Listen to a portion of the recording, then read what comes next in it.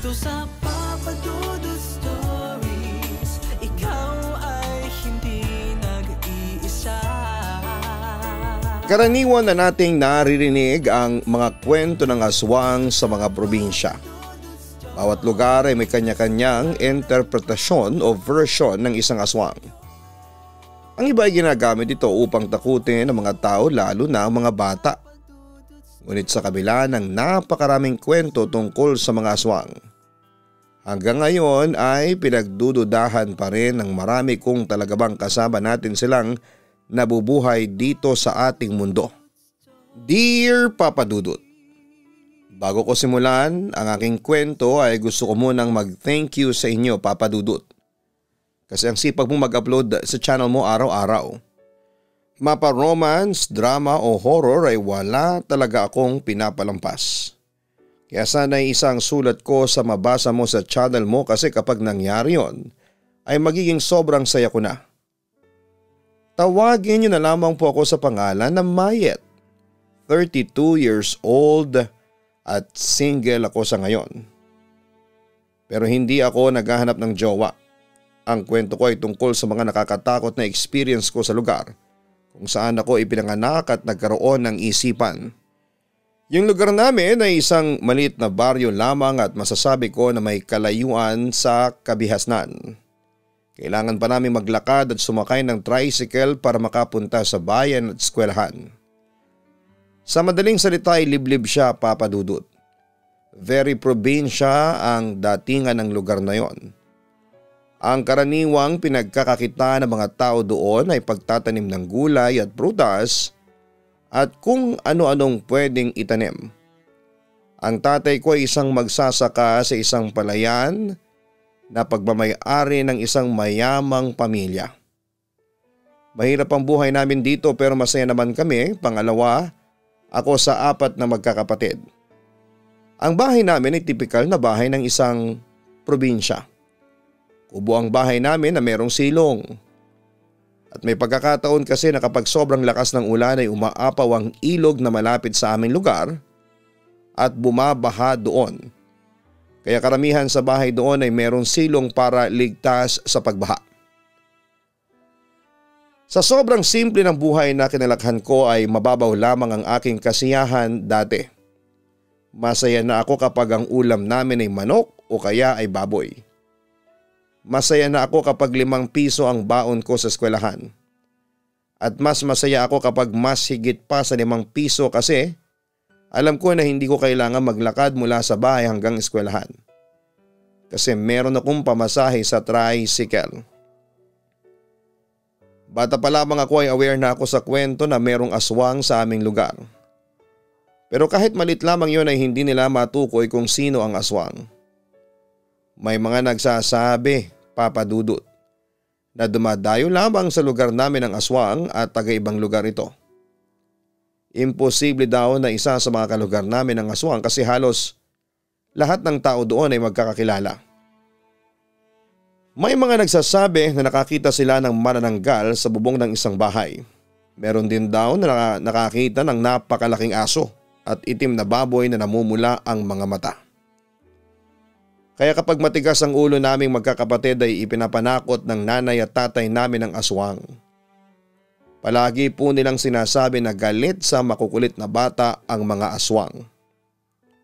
O kaya kapag gabi na at naglalaro pa kami sa labas ay sinasabi ni nanay na kapag hindi kami umuwi ay dadagitin kami ng manananggal at kakainin. Effective naman yon.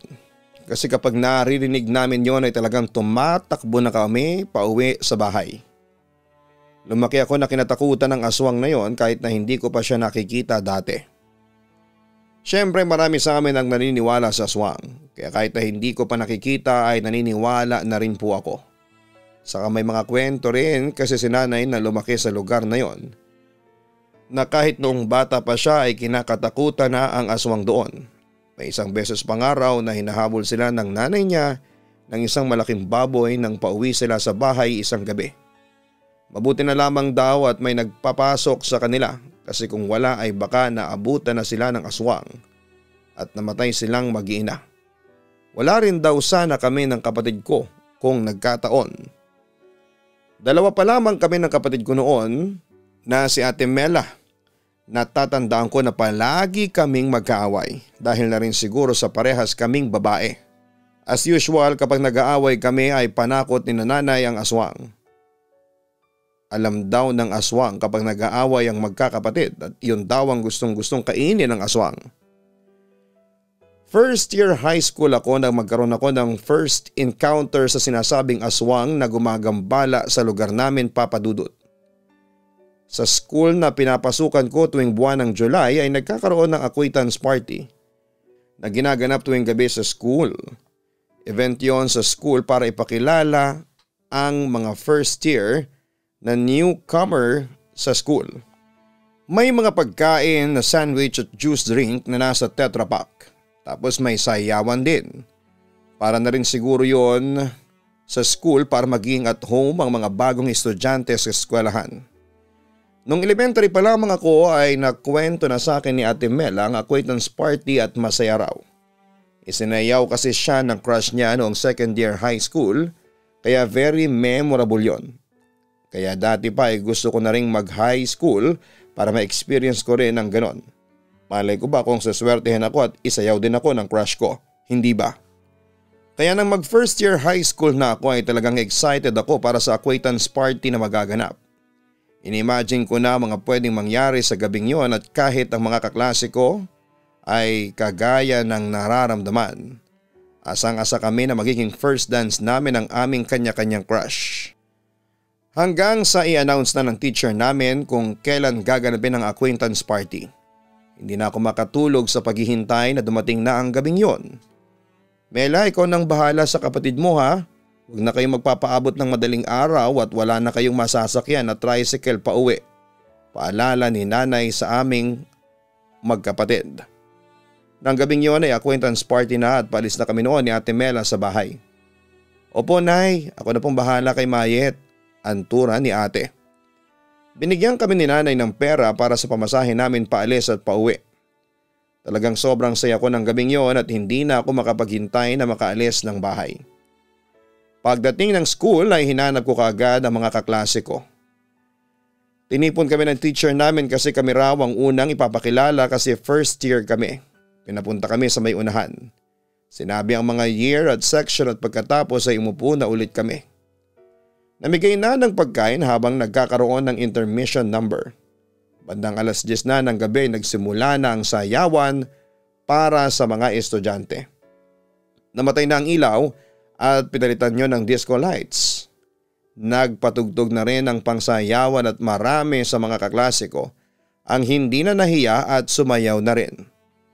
Kami ng kaibigan kong si Ara ay nakaupo lamang habang kumakain. Nag-uusap na kami na hindi kami sasayaw hanggang hindi kami inaaya ng crush namin. Naghihintay kami ng sweet na tugtog kasi kapag gano'n na ang tugtog ay nag-aaya na ang mga lalaki na isayaw ang mga babae. Lumipas ang ilang sandali at naging sweet na ang tugtog. Inggit na inggit ako kay Ara kasi inaya siya ng crush niya na sumayaw. Naiwan ako mag-isa sa may upuan. Napasimangot ako nang makita ko na may ibang babaeng kasayaw ang crush ko. Pero hindi ko na hinayaan na masira nang nakita ko ang moment na yon. Kaya ako na ang nag-aya sa isa naming kaklase na lalaki na cute para sumayaw. After noon ay hindi na ako nawala sa dance floor. Kahit na anong tugtog ay sayaw lamang ako ng sayaw kasama ng mga kaklase at mga kaibigan ko. Hindi ko na napansin ang araw hanggang sa nilapitan na ako ni Ate Mela habang sumasayaw ako. Mayet, umuwi na tayo, 12:00 na. Pasigaw niyang sabi para marinig ko siya. Mamaya na ate, 1 oras pa, sagot ko. Anong 1 oras pa? Nakalimutan mo na ba ang sabi ni nanay? Hindi tayo pwedeng magpaabot ng madaling araw kasi wala na tayong masasakyan na tricycle. Paalala pa ni Ate Mela. Si ate naman feeling Cinderella. Kahit 12:00 na, hindi ka magbabagong anyo. Pabiro kong sabi. Bahala ka sa buhay mo, uuwi na ako. O etong pamasahe mo, mauna na ako. Ang naiinis na sabi ni Ate Mela at nilagay niya sa kamay ko ang pamasahe ko pa uwi. Hinayaan ko na si Ate Mela na maunang umuwi. sa akin. Talagang enjoy na enjoy pa ako noon sa pagsasayaw. Hindi naman ako natatakot na umuwing mag-isa kasi meron akong pamasahe. Hindi rin ako naniniwala kay nanay na wala na akong masasakyan na tricycle kapag madaling araw kasi ang nasa utak ko ay sinabi lamang ngayon para umuwi kami ng maaga. Kagaya ng pananakot niya sa amin sa aswang na ilang beses na niyang sinabi sa amin bilang panakot pero hindi ko pa rin naman nakikita. Ilang minuto bago mag-alauna ay naisip ko nang umuwi. Sumabay ako sa kaklase ko na pauwi na rin pero taga-ibang lugar siya, Papa Dudut. Nagkasabay lamang kami sa tricycle at ako ang naunang bumaba. Pagdating ko sa paradahan ng tricycle papasok sa lugar namin ay wala na akong nakitang tricycle. Doon ko nga na-realize na hindi nagsisinungaling ang nanay ko. Wala na nga talagang masasakyan kapag ganong oras. Ang totoo ay nilalakad lang namin mula roon papunta sa bahay pero dahil late na ay kailangan talagang mag-tricycle kasi medyo nakakatakot. May takot akong nararamdaman nang malaman ko na kailangan kong maglakad mula roon pauwi sa aming bahay ng ganong oras, Papa Dudut. Nagsisi ako kung bakit hindi pa ako sumabay sa ate ko. Yun na siguro ang parusa ko kasi hindi ako sumunod sa sinasabi ng nanay namin. Inumpisahan ko na ang maglakad. Umaasa ako na sasalubungin ako ni nanay kahit imposible yung mangyari. Hindi pa kasi uso noon ang cellphone kaya wala kaming ganon. Walang chance para ipaalam ko sa mga kasama ko sa bahay na sunduin o salubungin nila ako. Binilisan ko na lamang ang paglalakad ko at hindi ako kung saan-saan tumitingin. Diretso ang mga mata ko. Kung ano-ano na kasi ang pumapasok sa isipan ko ng time na yon, Papa Dudut. Kagaya ng baka may aswang na umatake sa akin o kaya ay may killer na humabol sa akin. Inihanda ko na kaagad ang sarili ko sa mga posibleng mangyari. May mangilan-ilang bahay sa dinadaanan ko pero lahat ay nakasarado na. Sa paglalakad ko ay may naramdaman akong sumusunod sa akin. May mga yabag ng paa akong naririnig na parang galing yon sa isang napakalaking tao. Ayoko sanang lumingon at baka kung ano ang makita ko pero mas minabuti kong tingnan kung meron ba talagang sumusunod sa akin. Paglingon ko ay meron akong nakitang kulay itim na aso na naglalaway at umaangil na parang gusto niya akong atakihin. Namumulang mga mata ng aso at talagang nakakatakot ang itsura niya, Papa Dudut. Nakapagtataka. Nayabag ng tawang narinig ko pero paglingon ko ay isang aso ang aking nakita. Hindi ako nakagalaw at naisip kong tumakbo pero baka habulin ako ng aso kapag ginawa ko yon. Titig na titig sa akin yung aso at habang nakatingin ako sa kanya ay napansin ko na parang lumalaki siya ng paunti-unti. Doon ko na nga na-realize na hindi siya normal na aso kung hindi isang aswang. Wala namang aso na may kakayahan na palakihin ang kanyang sarili. Doon ko na nga naramdaman na kailangan ko ng tumakbo ng mabilis. Kasi kung hindi ko gagawin yun ay doon na rin magwawakas ang buhay ko. Ayoko pang mamatay, Papa Dudut. Bata pa ako ng time na yon at marami pa akong gustong mangyari sa buhay ko. Bago pa ako tumakbo ay sumugod na yung malaking aso palapit sa akin. Mabilis akong tumakbo habang sumisigaw. Takot na takot ako ng time na yon kasi naririnig ko ang yabag ng aso na katunog ng yabag ng paa ng isang tao. Sumagi sa utak ko na baka yun na ang aking katapusan lalo na at kumbinsido ako na isang aswang ang humahabol sa akin. Hindi ko na alam kung hinahabol pa rin ba ako ng malaking aso kasi hindi na ako lumilingon noon, Papa Dudut. Ang gusto ko na lamang na mangyari ng time na yon ay ang makauwi sa bahay para masigurado kong safe na ako. Kaya lang malayo pa ako sa amin. Nang may nakita akong bahay na may nakabukas na ilaw sa loob ay naisipan kong humingi ng tulong doon. May bakod ang bahay na gawa sa kawayan na hanggang bewang ko ang taas. Hindi ko alam o dahil sa sobrang takot ko ay nagawa kong talunin ang bakod nang hindi ako sumasabit doon. Kinatok ko agad ang pintuan habang humihingi ng tulong. Mabuti na lamang pinagbuksan ako ng nakatira doon. Isang babae ang nagbukas sa akin at sinabi ko kaagad sa kanya na merong humahabol sa akin na malaking aso. Pinapasok niya ako kaagad sa bahay nila. Nahiya pa nga ako kasi nandun ang asawa ng babae at nagising na rin ang dalawa niyang anak na mga bata pa. Sumilip yung lalaki sa bintana nila at ang sabi niya ay wala na siyang nakikitang malaking aso. Nanginig talaga ako ng sandaling yon, Papa Dudut, at halos hindi ko na maramdaman ang sarili kong katawan sa sobrang takot. Pinainom nila ako ng tubig at saka nila ako tinanong kung kanino akong anak. Hindi nila kilala ang nanay at tatay ko. Bakit ka ba kasi nasa labas pa ng ganitong oras? Alam mo naman na may aswang na gumagala dito sa lugar natin. Ang sabi sa akin ng babae. Galing po ako sa school, may acquaintance party po kasi. Tugon ko. Dapat kasi hindi ka na umuwi ng mag-isa o kaya ay nagpasundo ka na. Tura naman ng lalaki. Hindi ko na sinagot ang sinabi ng lalaki kasi sobrang gulo na ng utak ko ng sandaling yon, Papa Dudut. Nag-offer ang mag-asawa na kung gusto ko ay ihahatid ako ng lalaki sa bahay namin. Natakot ako kasi baka nasa labas pa yung malaking aso na pinaghihinalaan kong aswang. Pero ang sabi ng lalaki ay siya na ang bahala. Magdadala daw siya ng itak para kung sakali na atakihin kami ng aswang ay meron siyang panlaban. Gusto ko nang umuwi talaga sa bahay kaya pumayag na ako. Ipinagkatiwala ko na sa lalaki ang kaligtasan ko kasi nakikita ko naman na matapang talaga siya. Habang naglalakad na kami ng lalaki papunta sa bahay namin ay panayang tingin ko sa paligid.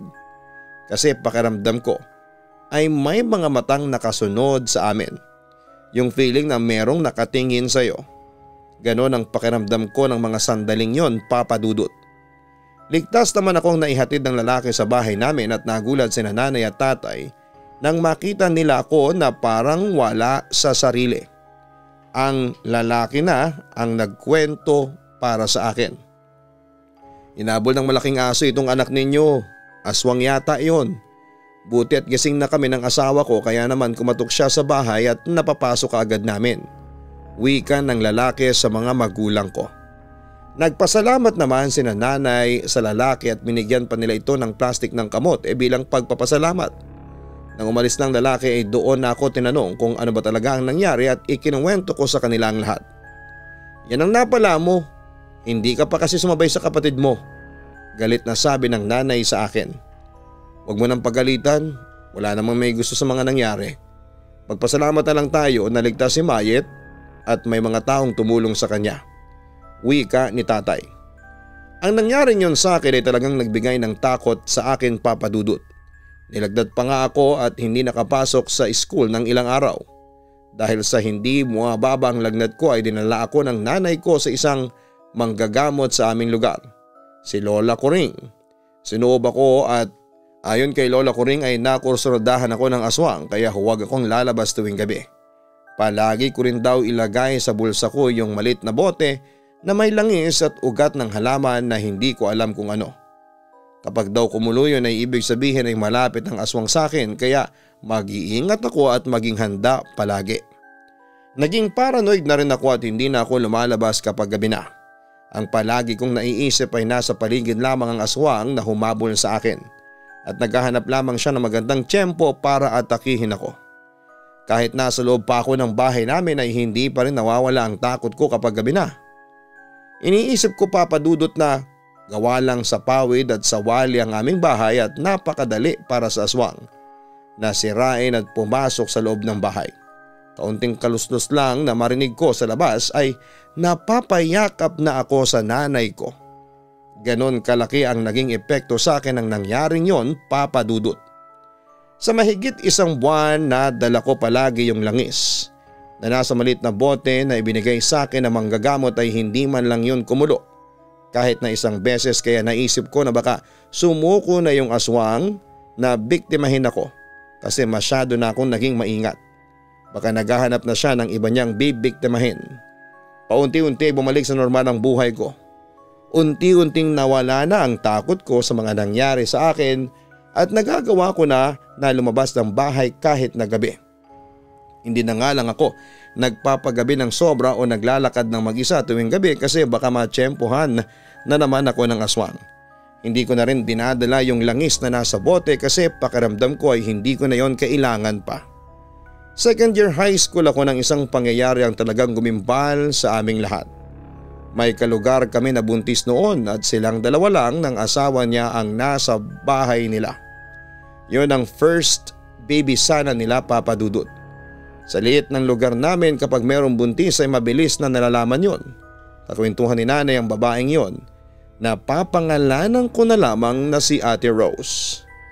Ilang beses ko siyang nakikita na naglalakad tuwing gabi. Narinig ko rin na may babaeng nagsabi kay Ate Rose na mag-ingat ito dahil buntis ito. Mainit daw sa mata ng aswang ang mga buntis. Kahit nga si nanay ay sinabihan si Ate Rose na mag-ingat sa mga aswang. Hindi naman po ako naniniwala sa aswang ate, ang sabi ni Ate Rose kay nanay. Naku, maniwala ka na. Basta tuwing gabi, maglagay ka ng asin sa paligid ng bahay ninyo. Mag-iingat ka, paalala ni nanay kay Ate Rose. Hindi na po kailangan, sayang naman po ang asin kung ikakalat ko lang, ang natatawa pang sabi ni Ate Rose. Kinausap pa nga ni nanay si tatay tungkol sa hindi paniniwala ni Ate Rose sa aswang sa aming lugar. Kapag daw nakita ni Ate Rose ang aswang ay paniguradong maniniwala ito. Si Rose lang ang kilala ko na taga rito sa amin na hindi naniniwala sa aswang. Litanya pa ni nanay kay tatay. Hayaan mo na lang siya sa paniniwala niya. May kanya-kanya tayong paniniwala sa mga bagay-bagay. Turan pa ni tatay. Concern lang naman ako sa kanya kasi buntis siya, ang wika ni nanay. At nangyari na nga ang kinakatakutan ng lahat. Makalipas ang ilang araw ay naging laman ng usapan si Ate Rose. Dinugo ng madaling araw si Ate Rose at sinubukan pa itong isugod sa ospital sa bayan pero naging huli na ang lahat. Namatay ang baby ni Ate Rose at si Ate Rose mismo. May kwento pang umikot na nung madaling araw na dinugo si Ate Rose ay merong narinig ang asawa nito na naglalakad sa paligid ng bahay ng mga ito. Ayon sa mga tao ay matagal nang inaaswang si Ate Rose at inunti-unti nang kainin ng aswang ang baby sa sinapupunan niya. Hindi ko alam kung posible ba yon pero talagang nakakatakot ang mga nangyaring yon. Naisip ko na ang dami naman palang kakayahan ng isang aswang na kung iisipin natin ay parang imposible. Sinabihan ko na yan si Rose. Hindi naman naniwala sa akin. Kung sinunod lamang sana niya ang ipinayo ko, baka buhay pa siya at ang anak niya hanggang ngayon, ang sabi ni nanay habang naghahapunan kami. Hindi natin kontrol ang kamatayan ng isang tao. Kapag oras mo na ay oras mo na, komento pa ni tatay. Pero may paraan para mabuhay tayo ng matagal kung naniniwala tayo sa sinasabi ng ibang tao na concern lang naman sa atin, ang wika pa ni nanay. Sobra akong naawa kay Ate Rose, lalo na sa anak niya. Sobrang biglaan kasi ang pagkamatay nila. Mas lalo ring nakakatakot na ang pinapaniwalaan ay aswang ang may kagagawa noon. Parang natakot na tuloy akong magkaroon ng asawa kasi mabubuntis ako kapag may asawa na ako. Baka kapag buntis na ako ay aswangin din ako. Nang dahil nga sa mga nangyari, Papa Dudut, kay Ate Rose ay nagkaroon na ako ng takot sa lahat ng tao sa lugar namin. 6:00 pa lamang ng gabi ay nasa loob na ng bahay ang lahat ng tao na maging biktima rin sila ng aswang. May mga nagsasabit ng bawang sa mga pinto at bintana at meron ding nagsasaboy ng asin sa paligid ng kanilang bahay. Ginagawa rin namin yon kaya sobrang naging mabenta ang asin at bawang sa lugar namin ang panahon na yon, Papa Dudut. Isang gabi nagising ako dahil may nagkakagulo sa labas. Nagsisigawan ang mga tao. Pagmulat ko ay nakita ko kagad sina nanay at tatay na nakasilip sa bintana at nakisilip na rin ako. Ano pong nangyayari? Nagtataka kong tanong. Matulog ka na ulit, ang sabi ni nanay. Bakit po ang daming tao sa labas? Ano po ang meron? Tanong ko. May nakita yata silang aswang hinahabol nila. Tugon pa ni tatay. Kinabukasan, laman ang usapan ang nangyari. Ayon sa kapitbahay namin ay may nakita raw na malaking baboy sa likod ng bahay ng isa sa mga kalugar namin. Kinakalkal daw ng baboy gamit ang bibig nito ang silong ng bahay na parang gusto nitong sirain yon para makapasok ito. Sa bahay na yon ay may matandang babae na mahina na at merong sakit. Isa rin daw yon sa mga gustong gusto ng mga aswang. Mabuti na lang daw at may nakakita sa baboy at nagsisigaw ito na merong aswang. Naglabasan ng mga tao para habulin ang aswang at yun yung nakita namin na mga taong nagsisigawan at nagkakagulo ng isang gabi. Ang nakakatakot pa, hindi nahuli ang aswang. Bigla na lang daw itong nawala kasi napakabilis nitong tumakbo. Hindi raw alam ng mga tao doon kung saan ito nagpunta. Naku, dapat bantayan ni na Tere ang nanay nila. Matanda na at may sakit yon. Baka bumalik yung aswang sa bahay nila. Ang nakakatakot na wika ni nanay sa kapitbahay namin na kausap niya. Kaya nga wag naman sanang magkatotoo pero baka matulad siya kay Rose, sabi ng kapitbahay namin. Dapat mahuli na ang aswang na yon. Ang tagal na tayong piniperwisyo ng aswang na yon. Hindi pa siya mamatay. Gigil na turan ni nanay na akala mo ay napakatapang. Siya naman ang number 1 na matatakutin sa aswang. Dapat lang naman ang aswang na yon dito ay mawala na. Taga-ibang lugar yon panigurado. Wika ng kapitbahay namin. Yun din ang hinala ko, dayo lang yon. Kaya kung sa lugar nila siya nang bibiktima, madali siyang mahuhuli. Pagsang-ayon ni nanay. Sa dami ng mga nangyari sa lugar namin at dahil na rin sa personal experience ko na hinabol ako ng malaking aso, ay talagang naging malaki ang paniniwala ko sa aswang. Naniniwala ako na nag-i-exist talaga sila. Kaya mas lalo akong natakot na baka dumating ang panahon na kami naman ng pamilya ko ang biktima nila. Sa tingin ko kasi wala kaming kalaban-laban sa aswang. Ang tingin ko sa kanila dati malakas at mukhang halimaw na gagawin ng lahat para lamang makakain ng tao. Hindi rin naman kami tumigil sa pagsasaboy ng asin sa paligid ng bahay namin. Bago dumilim ay ginagawa na namin yon. Minsan ay hindi na kami kailangang utusan ni nanay o tatay at kusa na naming ginagawa yon ng kapatid ko. Lumipas ang ilang buwan at nagpatuloy ang mga napakaraming kwentong kumakalat sa lugar namin tungkol sa aswang. May nagsabi na meron daw tao sa bubong nila tapos biglang nagkaroon ng pakpak at lumipad palayo. Nang may matandang babae na naligaw sa lugar namin ay pinaghinalaan nilang aswang ito at walang kumausap dito ng dahil sa takot. 4th year high school na ako nang mabuntis ulit si nanay. Napansin naming lahat na panay ang suka niya tuwing umaga. Naging maintindi ng ulo niya na kahit maliit na bagay ay nakasigaw na siya. Nang sabihin ni nanay na pakiramdam niya ay buntis siya ay sinamahan siya ni tatay sa bayan para magpa-check up. Pag-uwi nila ni tatay ay doon nila sinabi sa amin ng ate ko na buntis nga si nanay. Tuwang-tuwa si ate Mela habang ako ay kabaligtaran. Hindi ko magawang matuwa nang malaman kong buntis ang nanay ko. Umayet, parang hindi ka masaya. Hindi ba matagal mo nang sinasabi na sana'y magkaroon ka ng isa pang kapatid kasi nagsasawa ka na sa pagmumukha ng ate Mela mo? Tanong ni tatay sa akin. Gusto ko nga po ng kapatid pero mas natatakot po ako. Baka puntahan tayo ng aswang dito sa bahay kasi buntis si nanay. May takot kong sagot. Huwag kang mag-alala. Nandito naman ako.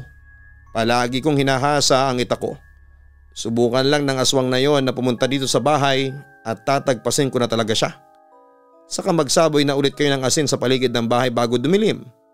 Takot sa asin ng aswang, turan pa ni tatay. Kahit papaano ay nabawasan ang takot ko sa sinasabi ni tatay kasi naramdaman ko na handa siyang gawin ang lahat para lamang maproteksyonan kami kung sakali na may aswang na umatake sa amin. Nang 4 na buwan na ang tiyan ng nanay ko ay medyo malaki na yon. Si nanay nga lang ay parang mas naging tsismosa siya simula nang mabuntis. Kahit gabing-gabi na ay nasa labas pa rin siya at nakikipagtsismisan sa mga kapitbahay namin. Parang hindi siya natatakot sa aswang. Nay, bakit gabing-gabi na ay nasa labas ka pa? Mamaya ay makasalubong ka ng aswang. Ang naiinis kong sabi sa nanay ko nang umuwi siya sa bahay ng gabing yon. Nakinood lang ako ng TV sa kabila. Ano bang masama doon? Sagot pa ni nanay. Mamaya atakihin kayo ng aswang. Buntis pa naman kayo, sabi ko. Diyan lang ako sa kabila, hindi naman ako lumalayo. Saka bakit kung pagsabihan mo ko ay parang ikaw ang nanay ko? Nagpalit na ba tayo? Ikaw na ang nanay ko at ako na ang anak. Sigaw ni nanay sa akin. Nag-aalala lang yung anak mo sa'yo. Huwag mo nang masamain. Ikaw naman kasi alam mong buntis ka pero nasa labas ka pa rin kahit gabi na. Singit pa ni tatay. Simula nang mabuntis ang nanay ko ay hindi na wala ang takot ko sa aswang na yon, Papa Dudut.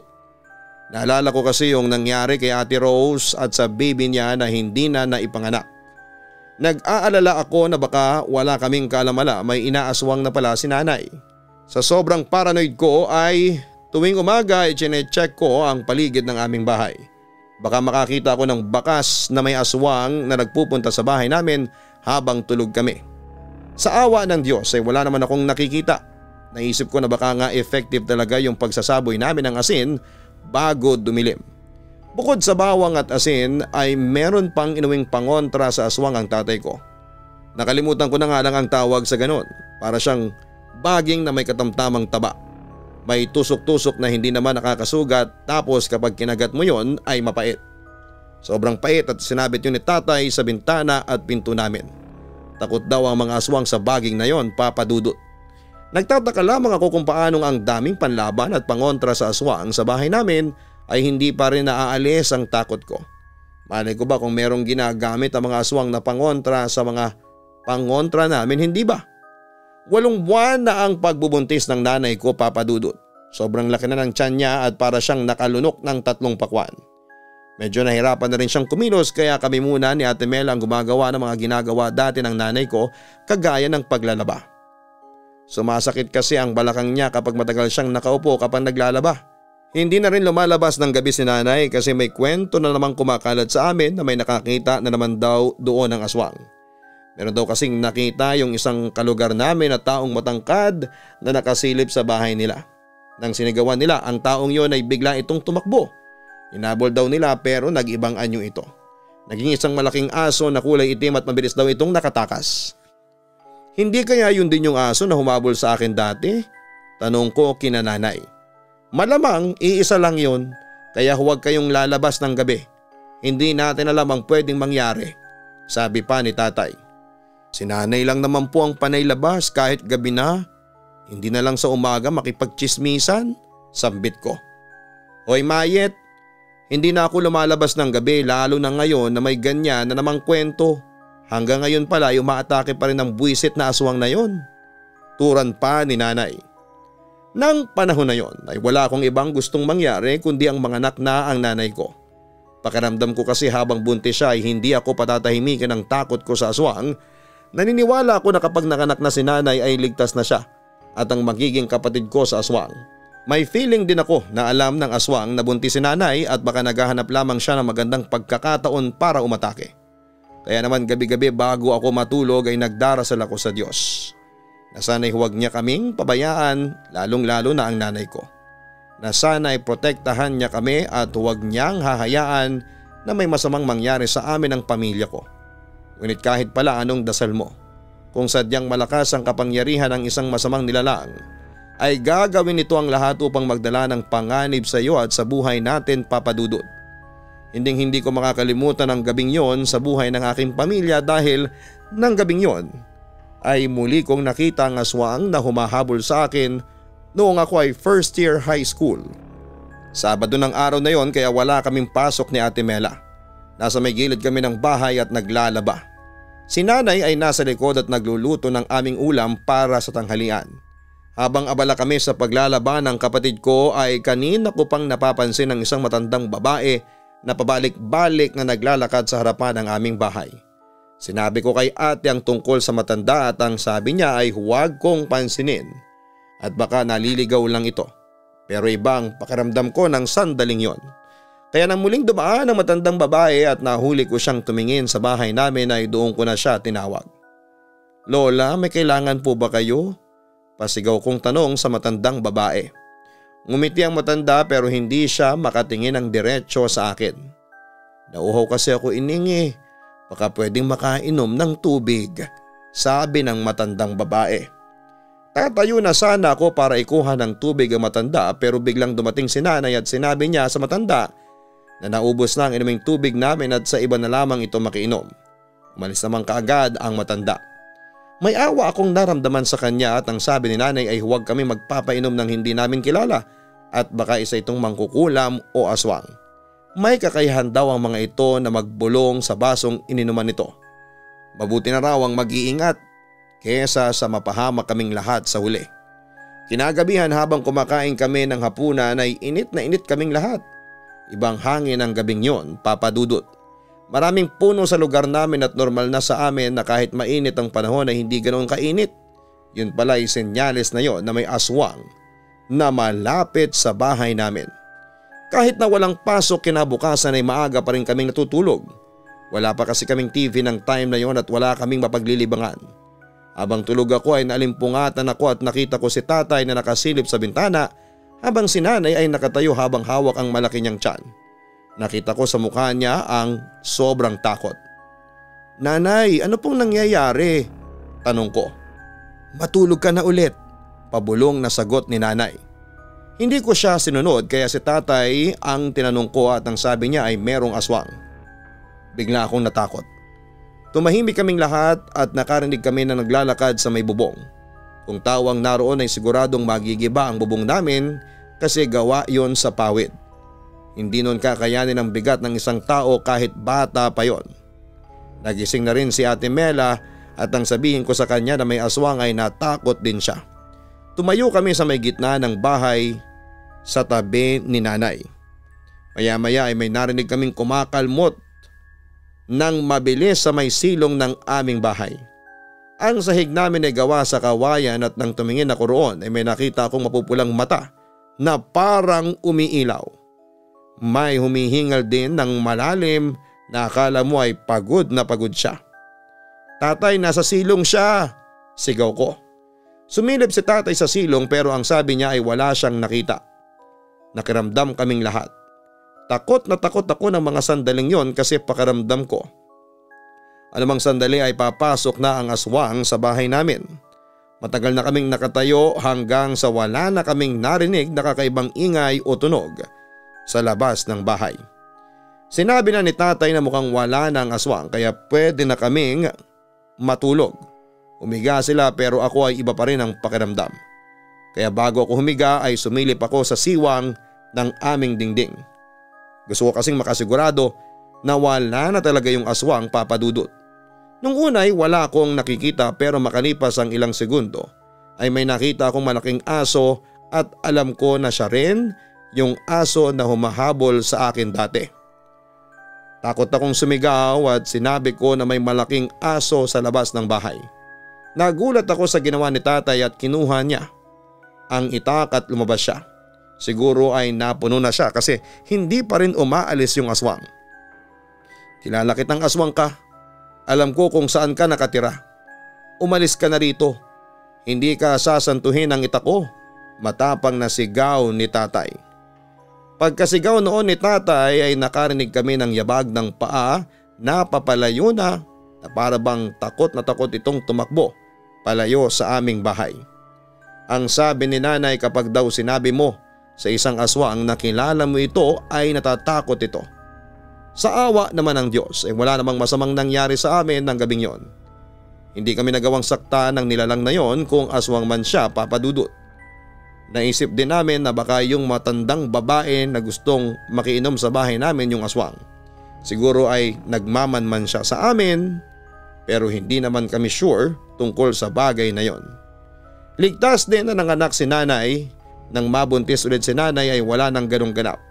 Natakot na nga siguro yung aswang sa sinabi ni tatay kaya hindi na ulit siya bumalik pa. Hindi na nawala sa lugar namin ang kwento ng aswang hanggang sa makalis kami doon, Papa Dudut. Ngayon ay wala na kami roon dahil na rin sa pagsisikap ni Ate Mela. Nang makatapos kasi siya ng kolehiyo ay nang ibang bansa siya at doon na nagsimulang magbago ang aming buhay. Nang ako naman ay makatapos ay tinulungan ko si ate sa pagtulong niya sa pamilya namin. Wala man kami sa lugar na yon. Habang buhay namang nasa utak ko ang nakakatakot at magandang alaala na ibinigay sa amin ng lugar kung saan kami lumaki at nagkaisip. Sincerely yours, Mayet. Walang masamang maniwala po sa mga bagay kahit patila mahirap itong paniwalaan kung ito naman ay para sa ating kaligtasan. At hindi naman po ito masyadong nakakaapekto sa pang-araw-araw nating buhay.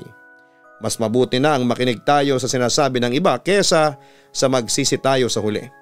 Totoo man o hindi ang mga nilalang kagaya ng aswang. Nararapat pa rin na mag-ingat tayo sa araw-araw. Hindi lamang ang mga ganitong nilalang ang maaaring magbigay ng panganib sa atin. Nandyan din ang mga taong inaakala nating kaibigan o kakampi natin ngunit parang aswang. na naghihintay na magandang pagkakataon para ikaw ay atakihin at pabagsakin. Huwag kalimutan na mag-like, share and subscribe. Hanapin din po ang Papa Dudut Family YouTube channel. Ang hahanapin niyo po ay @papadudutfamily @papadudutfamily.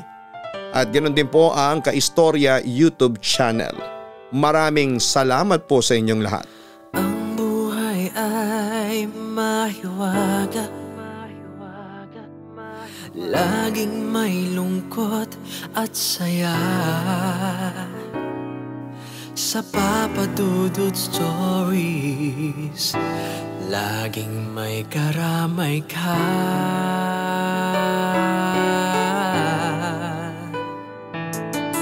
Mga problemang kay bigat,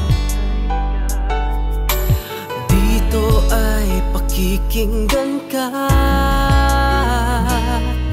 Sa Papa Dudut Stories, kami ay iyong kasama.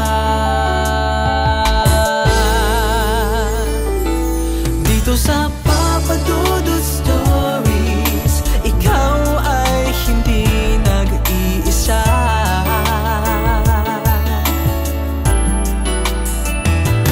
Dito sa Papa Dudut Stories, may nagmamahal sa'yo. Papa Dudut Stories, Papa Dudut Stories.